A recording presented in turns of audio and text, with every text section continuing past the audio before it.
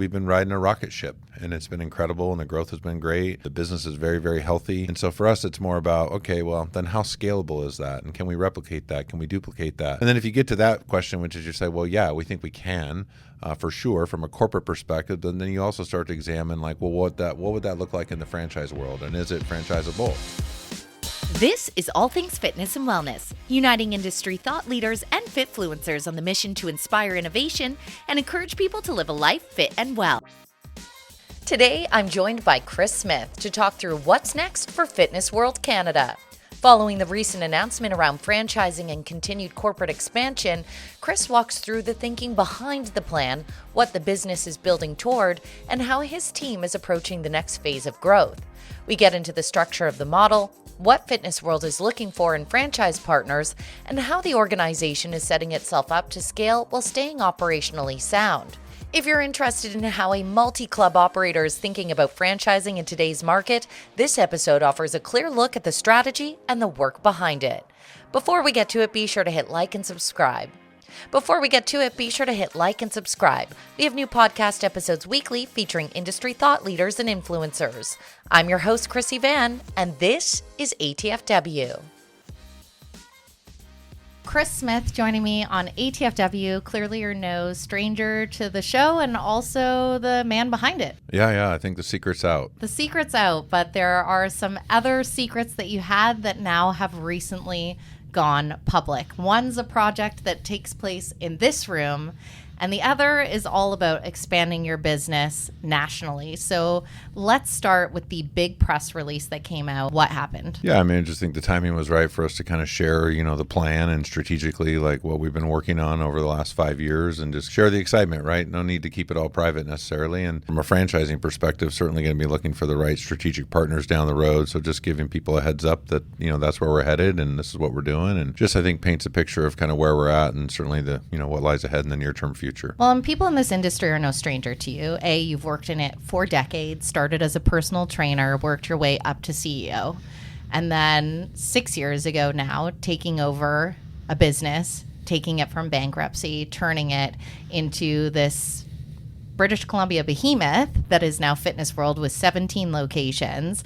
Tell me a little bit about what that growth journey has been like, because the thing that I've noticed, even working within these walls, is how many members of your team have been long-term by your side, and there's an energy behind this growth that clearly you've fostered an excellent culture. You kind of nailed it, right? Culture. I'm obviously a football guy. I like to follow lots of different coaches, and we're coming fresh off the heels of Indiana University winning the national championship, and I've always been Rutgers just didn't get there. No, Rutgers, your big school out there in New Jersey didn't quite make it this year, but you never know. You never know. I mean, Indiana was an underdog story, so they are, but I don't think we're going to see Rutgers there anytime soon, even in the good old NIL era.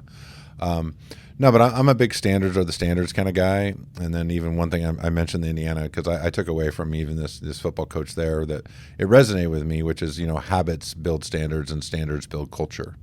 And so I think for me, there's just a lot of things I've done habitually over the years, right, that essentially have led to what I would kind of define as kind of brand standards, if you will, which ultimately lead to the culture that I think creates the stickiness where people want to stick around. It's the secret sauce or whatever you call it, only it's not that secret. It's just about discipline to process and kind of, being the same person every day, right? So deciding that you're going to expand corporate stores as well as franchise, why did you decide to go that route in particular? Yeah, I mean, we've been working on this for a couple of years now, right? So this isn't new. This isn't like, hey, I got an idea. We've been working on it for a couple of years now in terms of what would it look like and how would we do it and so forth. And yeah, I've had a few people knock on the doors to kind of inquire to say, hey, would you be interested in, potentially selling the company and that sort of thing. And then really just collectively the answer to that was, well, no, not really.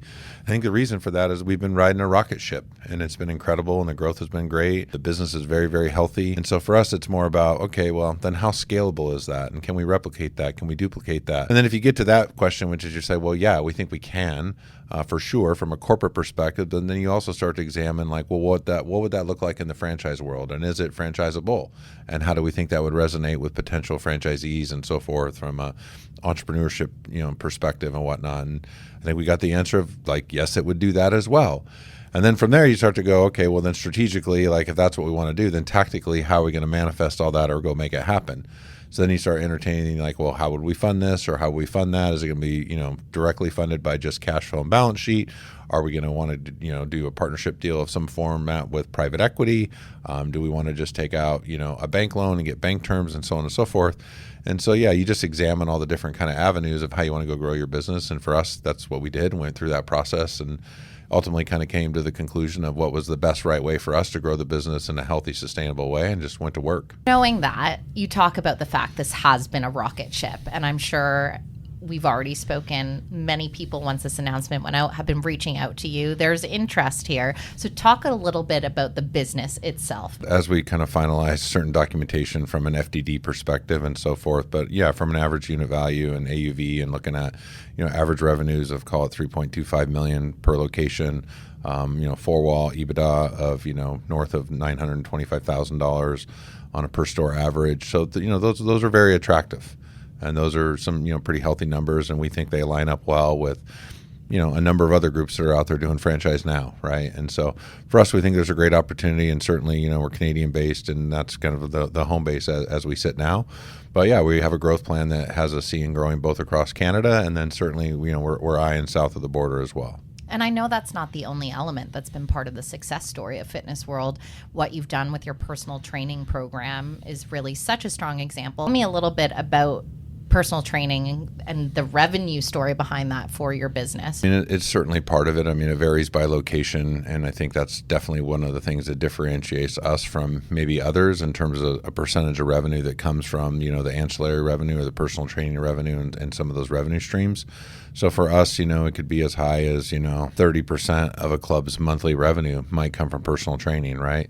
And, on the surface, people are like, well, man, it must have a low dues rate. No, it means that club's doing, darn near $200,000 a month in personal training. And so it's not insignificant by any stretch. It's just a very healthy kind of ecosystem in terms of what it does and what it drives, right?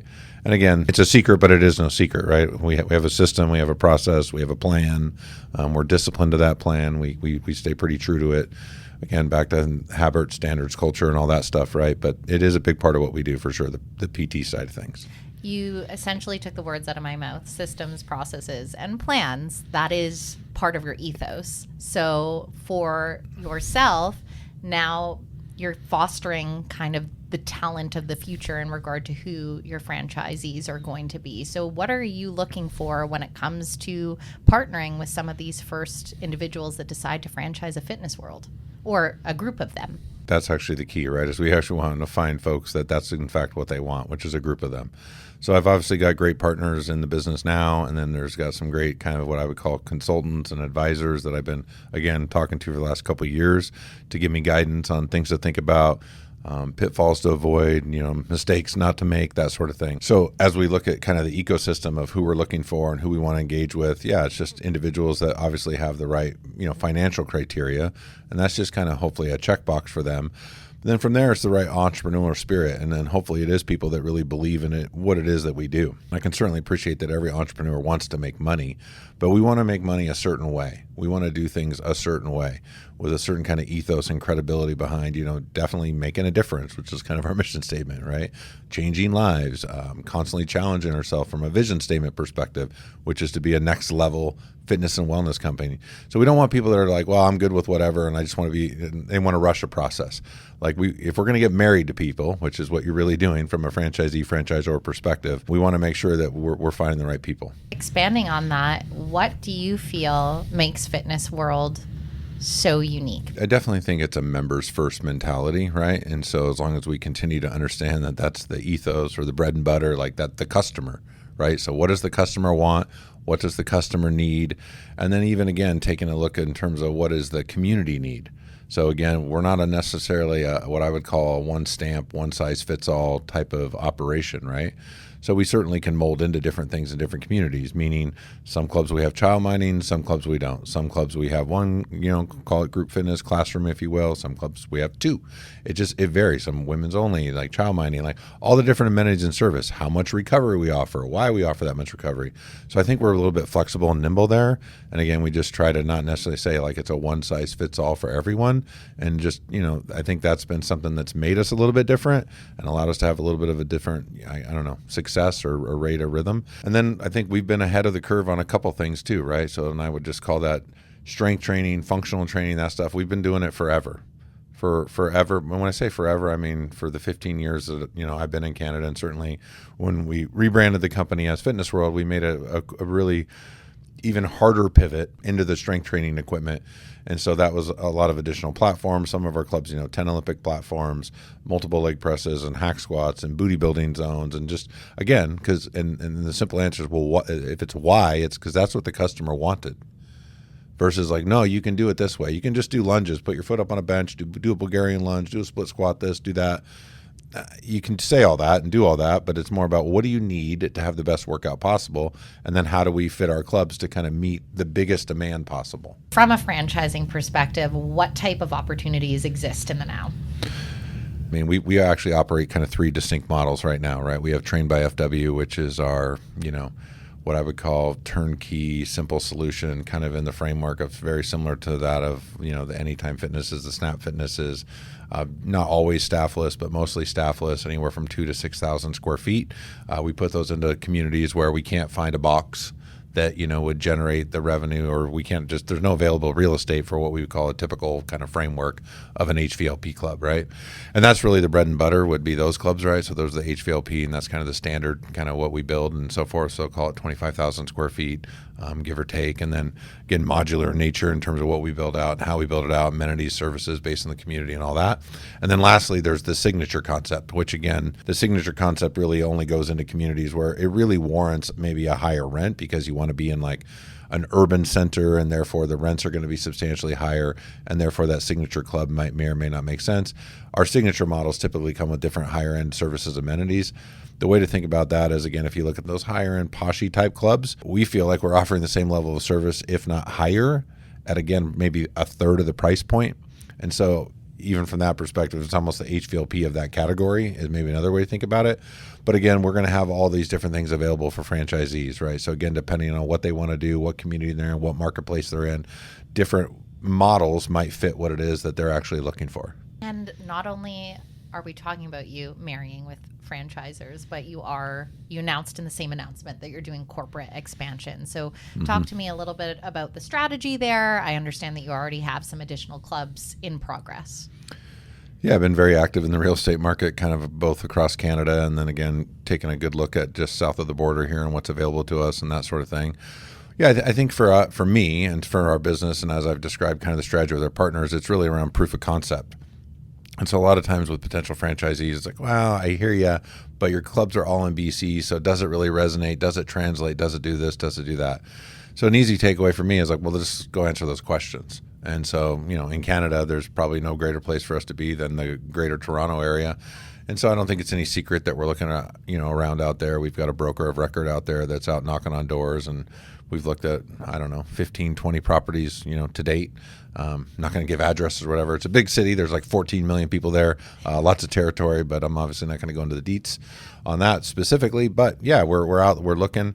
And so the idea is proof of concept, and then down the road, we'll either maintain them as corporate stores, or possibly, you could look at, 5-year windows, say maybe you transact and you sell those to someone that is now a franchisee in that market as an example. But it's really just to go out and prove what I believe I know, which is that our business translates kind of wherever we take it. You've done a lot of this corporate expansion over the last couple of years, and really just honing into this Fitness World brand and making it quite iconic out here. So I'm just curious, what are the biggest learnings that you've had that you'll apply to this next phase? We definitely want to know what our North Star is in terms of, again, culture and who we are and what we want to be. But I think we're still evolving, right? So I don't think we're ever going to get to a place that says, again, we think we know everything, or the consumers, obviously the dynamics there could change and demands might shift, and just figuring out that, again, we've got flexible, nimble spaces from a construction build-out perspective where we can flex into kind of the needs of the business on an as-needed basis. I mean, a good example of this evolution will be this, club that we have coming up this year in the Brentwood community, here in Vancouver, BC.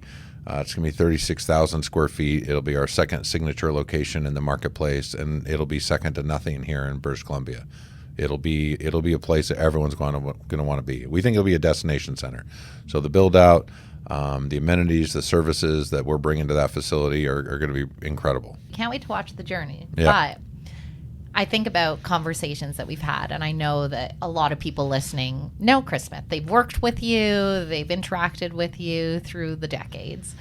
But when you look back as like the guy that was destined for football and unfortunately that didn't work out, so you have your dreams dashed, and then you become a parent of all these kids, raising a family, growing a business at the same time, moving up the corporate ladder, then deciding to take on a business yourself.